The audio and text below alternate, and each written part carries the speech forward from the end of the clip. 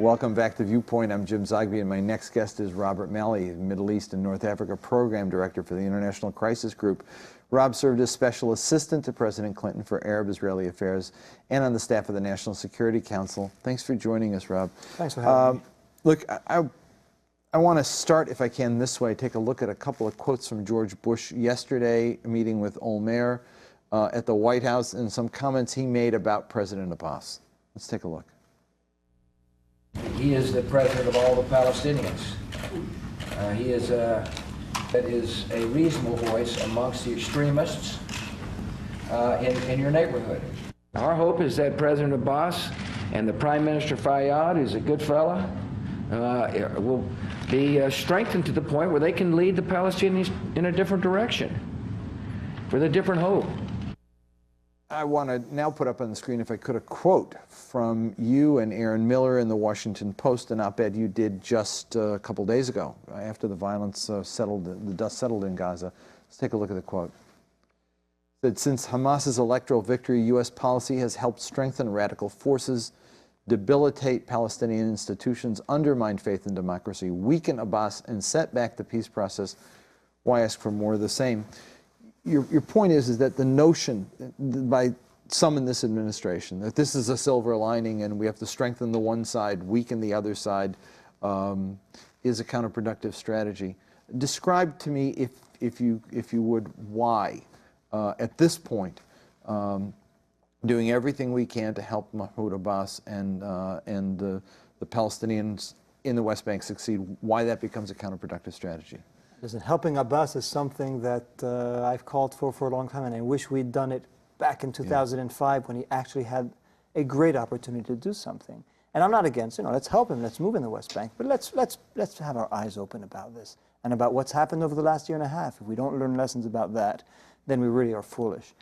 If we now say we're going to isolate and marginalize Hamas, and we're going to build up Abbas with money and weapons and a political process, how long is it before the same forces that will feel marginalized among Hamas and has felt that way in the past will begin lobbing missiles at Israel, creating instability in the West Bank? It won't be long. Plus, there's no way for Abbas, who wants to be a credible national leader, to do so if he's viewed by his own people as sacrificing geographically Gaza and politically his constituency, or the constituency that is close to Hamas. He can't play that role.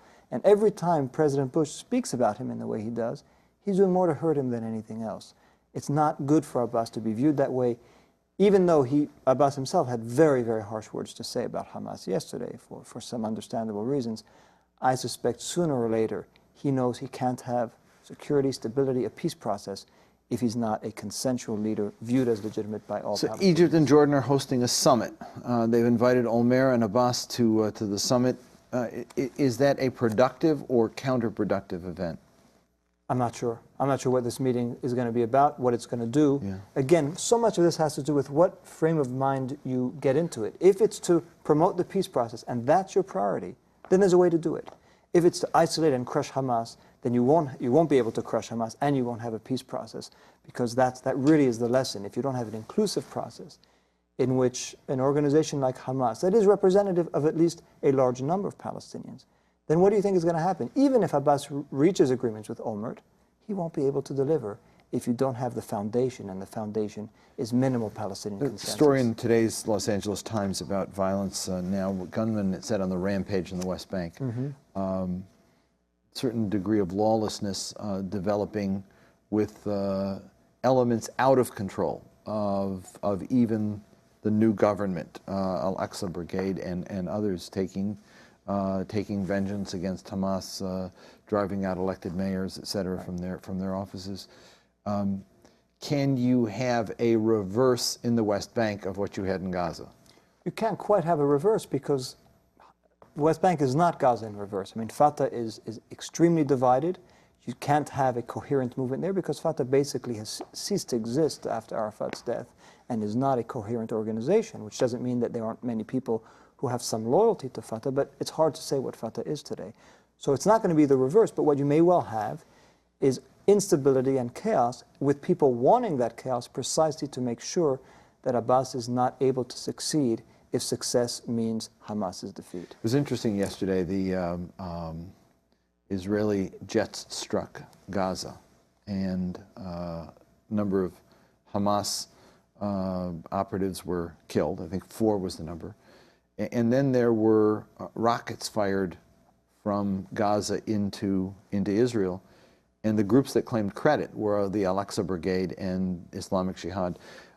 It appears that this has been a pattern of groups playing off against each other to undercut each other in this regard. I posit the following to you. Will Hamas be in the position of Fatah 1996?